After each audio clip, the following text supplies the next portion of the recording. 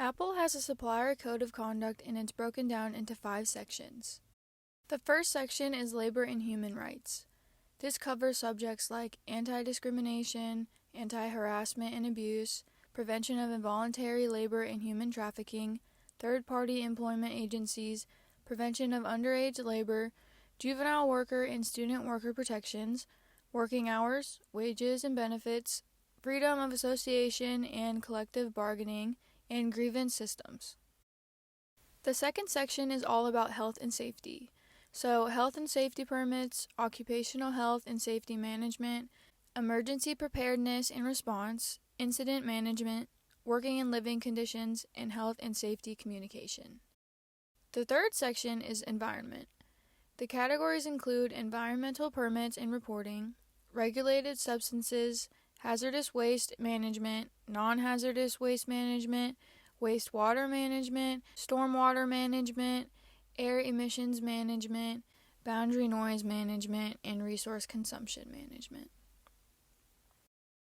The fourth section is ethics, and it is definitely the most important because this is where most companies see their biggest violations. Things like responsible sourcing of materials, business integrity, disclosure of information, protection of intellectual property, whistleblower protection and anonymous complaints, community engagement, and CTPAT. The fifth and final section is management systems.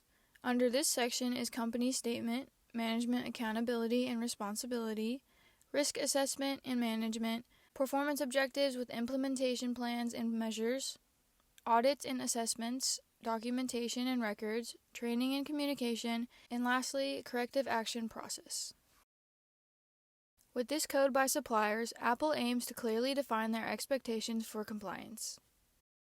Now we'll take a look at an example of an ethics violation. In 2005, WorldCom was the United States' second largest long-distance telecommunications company.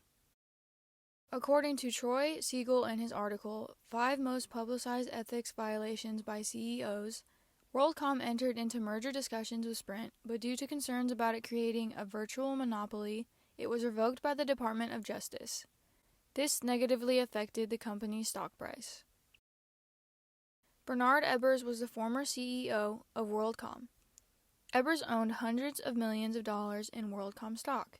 He used this money to invest in other business ventures, and when his company's stock price dropped, banks demanded that Ebbers covered more than $400 million in margin calls. To avoid selling substantial blocks of stock, he ended up convincing the board to lend him the money. All while he started up an aggressive campaign in an effort to build up the stock price by fabricating accounting entries. WorldCom's internal audit department discovered his scheme, and it resulted in an investigation by the SEC. The company went bankrupt, thousands of WorldCom employees lost their jobs and savings, and Ebbers was fired in 2002. At this time, the bankruptcy was the largest in U.S. history, with $107 billion in assets. In 2005, Ebbers was found guilty of securities fraud, conspiracy, and filing false documents charges. In 2006, he began a 25-year sentence in federal prison, but he only had served 13 years before a federal judge ordered his release due to health reasons. At the age of 78, he passed away just over a month after his early release on February 2, 2020.